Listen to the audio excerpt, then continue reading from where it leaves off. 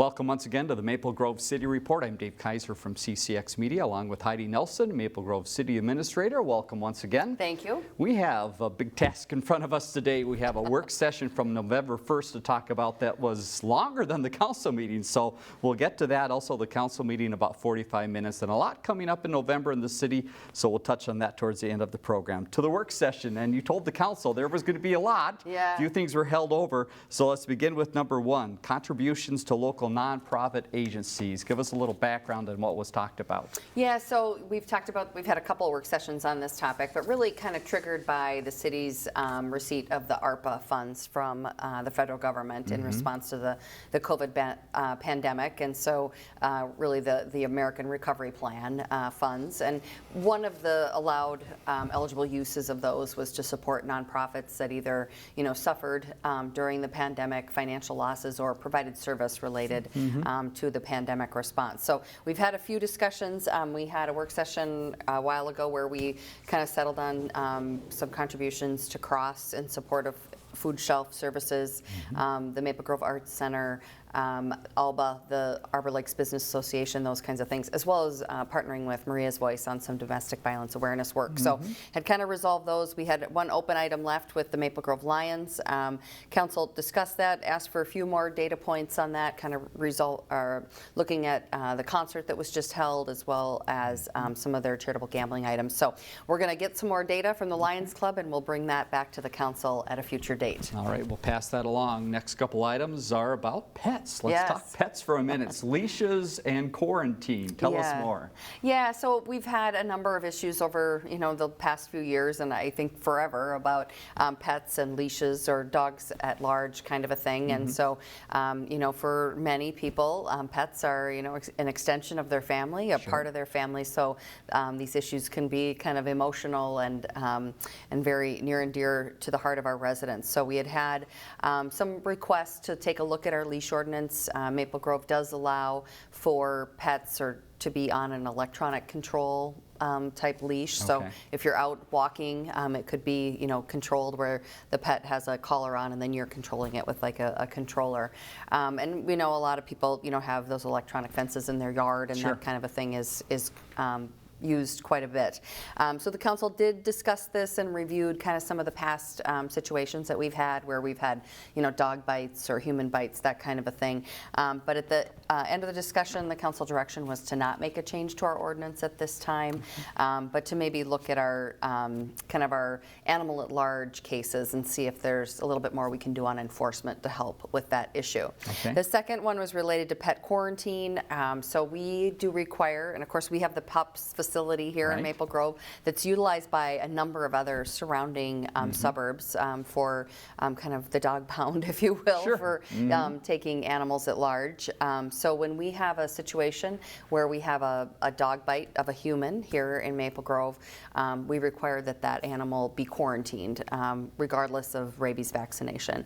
And so we require that it be quarantined at the PUPS facility for observation.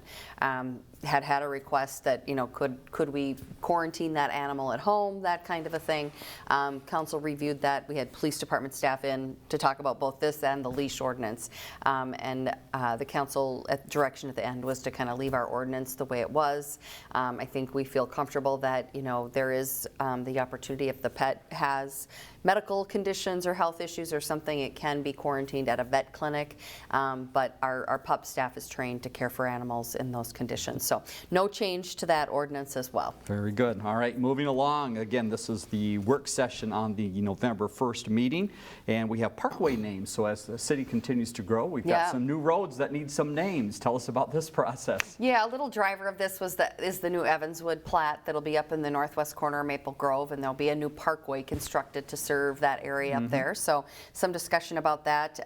Council settled in on Arbor Ridge Parkway. And then we're getting to a point in our planning and design for the 610 extension, or the completion of 610. So where that road 610 kind of leaves the trunk highway system, or the I94 connection headed west, would be more of a local street, and so that got determined to be Rush Creek Boulevard. And then we're going to be looking at, as you may know, Maple Grove Parkway, as it crosses across the city, its alignment several different names: Lawndale, Dunkirk, Maple Grove Parkway.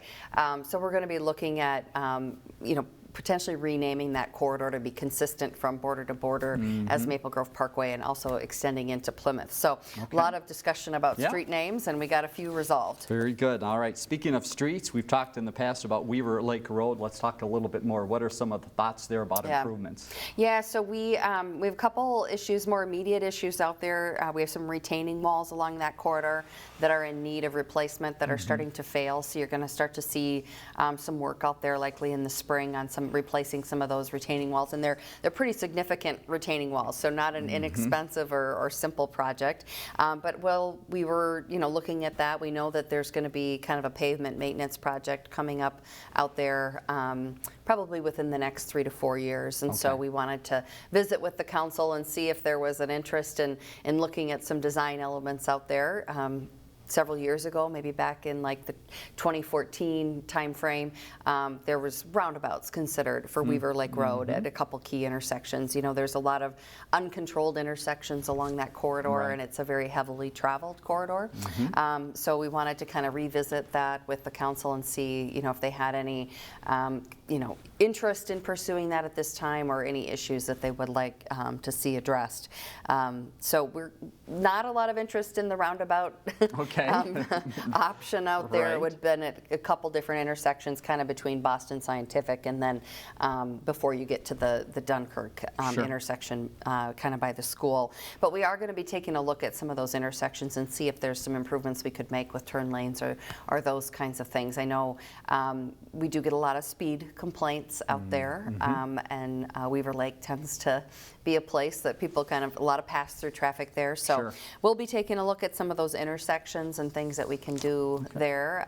But look for something on Weaver Lake probably within maybe the next 3 to 5 years, but we'll be getting out after those retaining walls in short order here. Sounds good. All right, next topic was the effects of water restrictions, something again that faced all cities this year, but you wanted to take a look at what does this mean for the future. So what was the discussion there? Yeah, so prior to the pandemic, or not the pandemic, the drought. Yes. Different emergency. Right. We hadn't had watering restrictions in place in Maple Grove, and we had some discussion about it just in terms of conservation purposes and good stewardship of that resource. And so with the water restrictions that we put in place throughout the drought, we really did see a nice reduction in water usage. And I think as you drove around the city, it didn't seem as though, even though we had effects of the drought, even with every other day watering, we're really able to kind of keep up with the aesthetic of the community. So the recommendation was for council to consider, implementing those watering restrictions just as a routine course of business during the growing months every year. And council was supportive of that and kind of saw that water reduction. The other piece that it helps us with is, as we early on this summer, as we were in the front end of that drought, and we're into the growing season. We were running every well all the time, putting a lot of stress on our system, and there really wasn't, any room for a margin of error there. That if something happened, we were going to, have some issues. And so it really helps us with managing capacity of the system, and kind of extends the timeline upon which we would need to make further expansion to the water system. So I think there's a lot of good reasons to do it, and I think it worked out just fine this summer despite the drought. So you'll see that change coming for next summer. Very good. All right, final item from the work session, talking a little history, talk about the society here, and you did some comparison. Tell us about the research and why this was needed. Yeah, so the City Council had asked the Citizens Advisory Committee to take a look at, historical societies from around kind of the region here, and do some outreach to kind of understand, how they're established, what's the role of the city in those organizations, staffing, how's their volunteer, or do they have staff, any kind of, do they have an area where they display things on behalf of the Historical Society. So the CAC did some outreach to Golden Valley, Plymouth, Cokato, White Bear Lake, Eden Prairie, Brooklyn Park Center, and then Hopkins and St. Louis Park, and of course talked with our own Maple Grove Historical Society here as well. So this was kind of an opportunity for the council to review this report. It just kind of documented how these other historical societies operate today, what the role of the city is, kind of a thing. Right. And then we intend to, the Historical Society and the City Council would have kind of a joint meeting coming up in January to kind of review this and talk about the future plans of the Historical Society. So good to have this data from the CAC and provide that to Council for review. All right, more to come next year. All right, that's it for the work session. Again, it was a long one. Now to the council meeting, about 46 minutes long. One item took most of the time. We'll get to that in a few minutes. One item pulled from consent, and that is to recognize a retirement. Tell us about Ron and his years with the city. Yes, so Police Officer Ron Nagy has submitted his retirement effective towards the end of December, but 25 years of service with the Maple Grove Police Department. Wonderful. So we're grateful for his service and wish him all the best in his next chapter and look forward to celebrating with him as we get later in December. Next item was the open forum, and this is something we're going to be talking about more in the future, stormwater utility fees. And this was brought up by someone coming up in the open forum. Yeah. Give us a little background of what this is and what Yeah. might be coming for the city. Yeah, so we talked about this a bit during the budget process because this was a budget process consideration. But the city is getting to a point in its growth and its development, the age of its assets, where we have more work to do to maintain our stormwater system, which includes, dredging of stormwater ponds and cleaning those out and making sure that we have good flow and capacity in those ponds, and then just, maintaining the other aspects of the system throughout the city, the pipes, those kinds of kinds of things. We do some maintenance on an annual basis now, and that's been a function of the general fund. Some dredging on a smaller scale, and then cleaning out culverts, clearing blockages, those kinds of things. But we're kind of at that point that, really 30 years of kind of development that we really need to lean into this work and really start to get those ponds, a larger number of those ponds cleaned out every year. And, one of the challenges is with the pond dredging is that the material that we're pulling out of there, we have to do a lot of work around testing that and understanding how it can be disposed of, because it is intended to catch kind of all the contaminants that are coming off the streets and the sidewalks and the driveways and those kinds of things. So it does become kind of a depository for those things. So it's there's a good amount of work that goes into dredging, but then there's also a cost associated with the disposal of that material, depending on what's found through testing. So what we proposed to the council for starting in 2022 with this budget was that establishing a stormwater fee.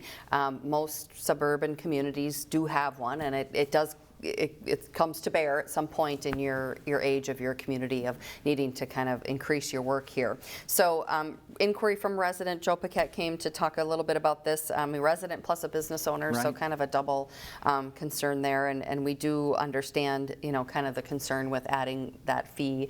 The good thing about a stormwater, or the one thing about a stormwater fee is that it does kind of include those properties that might not be paying property taxes, and a lot of times those properties have a lot of impervious surface or a lot of parking lots, those kinds of things. So when you think of churches and school districts and those kinds of things, so we are able to kind of bring them into that and help share that burden of that stormwater expense. So as you mentioned, we're going to be doing we're doing more communication about this to get the word out. There were some utility bill stuffers. There's information on our website.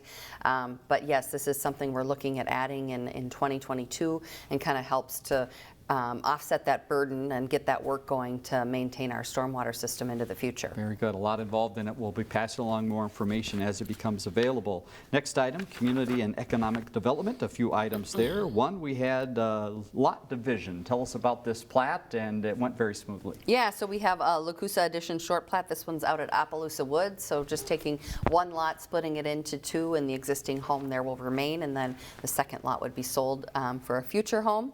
And then we had a concept stage plan, development stage plan for a small little addition, the Hanson Shee Maple Edition. This is right off of County Road 30, just kind of due west of the Ario Plastics project that was in front of the council not so long ago.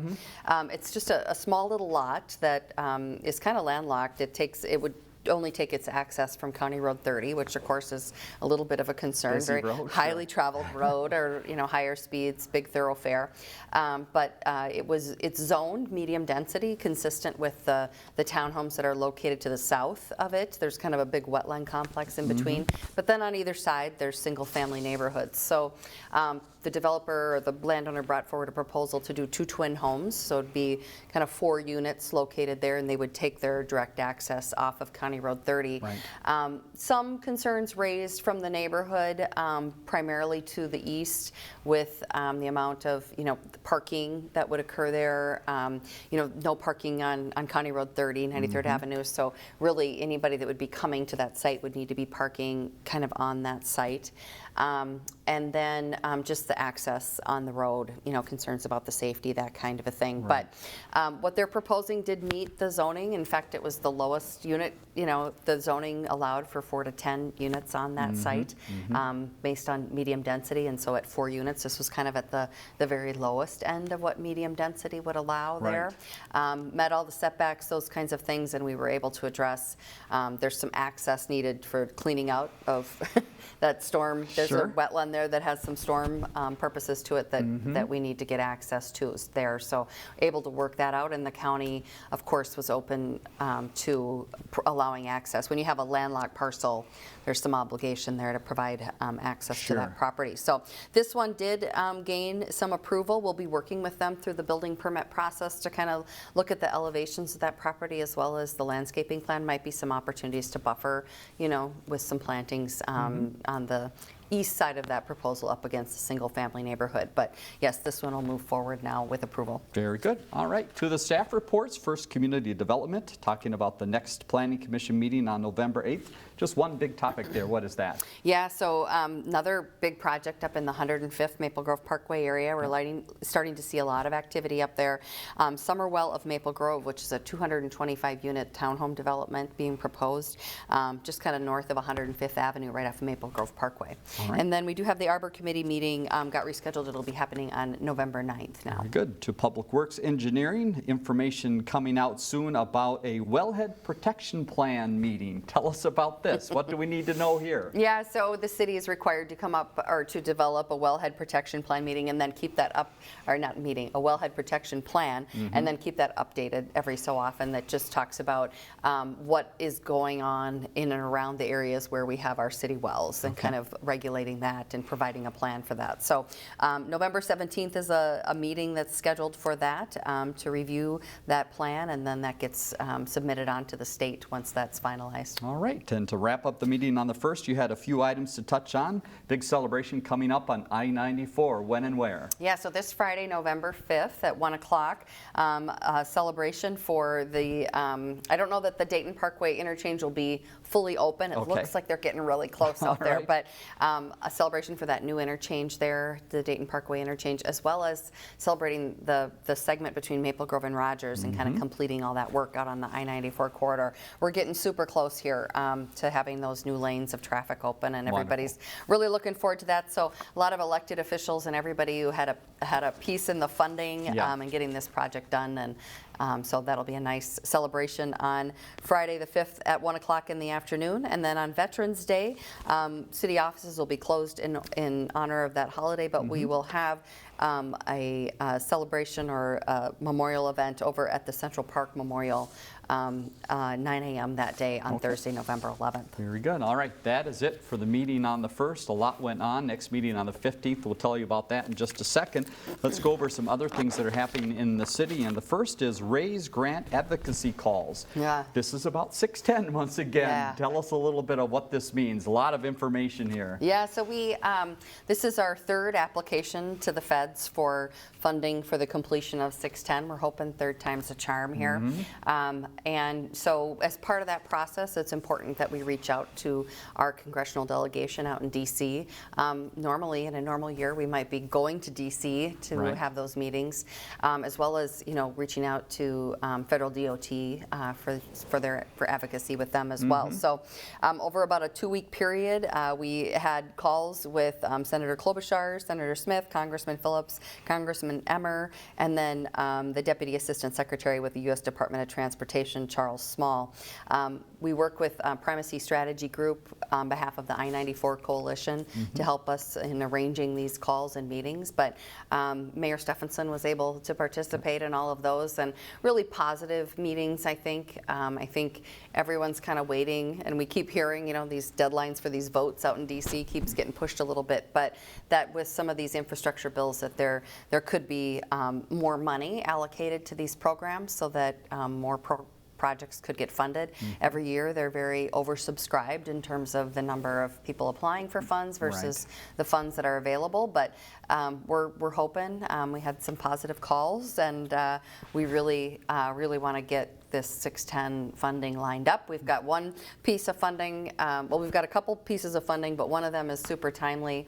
The money that we received through Met Council through the Surface Transportation Program, that would expire in 2023, so there's some urgency here to get these last pieces of funding in place. So we're waiting to hear the announcement of these funding awards from DC, and that would be likely here in the next couple weeks. So more to come on that. Hopefully good news to pass along the next time we get together. Let's talk transit and the city, and a nice award. In a tough year for transit, an award comes in. Yeah, it has been a tough year for transit, but I will compliment our transit administrator, Michael Patz, on his efforts to kind of, where we could find opportunities to sort of change our services or reinvigorate our offering. He certainly took the lead on doing that. So was recognized for his efforts by the Minnesota Public Transit Association for the Management Innovation Award at the recent conference. And so this is in recognition of kind of the Mobility Hub project that we did at the Main Street station down there. It includes the goal was to be able to kind of retrofit that area to answer to all kinds of different transit that might come there, including the express buses, the My Ride service, carpooling, Uber, Lyft, biking, and pedestrians. And of course, we also added electronic vehicle charging stations in that parking ramp there down in Arbor Lakes. So congratulations to Mike, and we'll be recognizing him at an upcoming council meeting for that work. Fantastic. Let's talk about a deed grant that came to the city as well. This is very nice word of a business that is right up near Maple Grove, Osseo. Tell us more about this. Yeah, so Pelican Biothermal is a business that just relocated to Maple Grove from Plymouth, and they are a recipient of a $315,000 Minnesota Investment Fund award from DEED, from the state. This is a great news. Congratulations to Brett Angel on our staff, our economic development manager, for working with both DEED and the business. It really has to be kind of a partnership. The city has to be kind of very supportive of this business and getting these funds here for this business to expand and do their work here in Maple Grove. So congratulations to them. They'll be expand their existing operations and adding a new product line due to this funding that's available to them. So congratulations to Pelican Biothermal. Indeed. All right, a couple grand openings to talk about as we're talking business. Tell us about the new businesses to town. Yeah, so Nautical Bowls celebrated their opening a couple weeks ago at 7967 Wedgwood Lane, kind of just out in front of Kohl's over there by Starbucks. And then F45 is open and offering group fitness classes at 9408 Dunkirk Lane. That's right up next to Starbucks. Yes, so all right. People can head up that way. Seasonal hiring, let's talk a little bit about this. Some jobs that you might not think we need to hire for now, but there are some inside jobs and maybe a few outside jobs. What's up? Yeah, so we have a number of seasonal positions available for the winter of 2022. Jobs are suitable for a wide range of interests, and then from high school up to older adults. We have lifeguards, instructors for skating, gymnastics, music, birthday party and indoor playground attendants, concessions, customer service, and then of course attendance for warming houses. We're going to be getting those skating rinks going here probably in December. All right, a job for you if you like the cold or if you like the warm inside the pool in the community center. It's that time of the year where a lot of leaves are falling to the ground and the city is on top of it. What are some of the ways to get rid of those leaves? Yeah, so we're out doing our street sweeping. We just really request that residents do not rake or move leaves or grass clippings, those kinds of things into the street. Those need to be removed by the resident. We come through to kind of collect what's hanging over there. The other piece is that the Maple Grove Yardway site is open until November 30th, and that of course is your location. Dispose of leaves, brush, and then it's of course it's free to Maple Grove residents, and you just have to show your ID. Yeah, great opportunity. All right, story walk time. Let's talk a little bit about what this activity is and some fun for families. Yeah, so this weekend, great weekend coming up with the Yes. weather looking like that. So Park and Recreation Story Walk, the book All the Colors of the Earth by Sheila, I'm going to maybe get this right, Harmonica, is posted along the trail at Warden Park, which is at 7400 Fernbrook Lane. The book celebrates the diversity of children everywhere. It's a creative way for everyone to have a reading adventure as they enjoy our parks and trails. And so again, Yeah, at Warden fun. Park at 7400 Fernbrook Lane. All right, a couple things from the community center. First, ways for you to get involved in the community center at a great discount. It's that time of year with the big sale going on. Yeah, so through November 10th, residents and non-residents, 15% off a regular membership. We have a couple different options for you, all building, pool only, pickleball. All that information is located on the website. All right, and also inside the community center, the indoor farmers market will be taking place. When and where, and what does this involve? Yeah, so our two upcoming dates here in November, Thursday, November 11th and Tuesday, November 23rd. Hours are 3 to 6 p.m. and again, that's indoor at the community center. About 25 vendors there and all sorts of different things to enjoy. And final note, organics recycling, something we've talked about a few times and is coming for the next year. Yeah. What is this and what do residents need to prepare for? Yeah, so this is kind of a change to our program. Our licensing program for garbage haulers is to require that all garbage haulers in the city of Maple Grove offer an organics recycling program to residents. This is to stay in compliance with Hennepin County's requirements to add organics recycling to our program. So if you're interested in that, we encourage, I hope your hauler has been sending out information, Good. but if not, reach out to your hauler and see if that program want to take advantage of it this coming year. Excellent. And information about that and many other things we talked about on the city's website. Let's leave you with that information right now. The next meeting date as well is Monday, November 15th. But you see the website right in the middle of the screen, so information about that organics recycling, some of the other things that are coming up, you can find it there. And as always, if you need to call, 494-6000 to the Maple Grove Government Center. For Heidi Nelson, I'm Dave Kaiser. Thanks again for joining us on the Maple Grove City Report.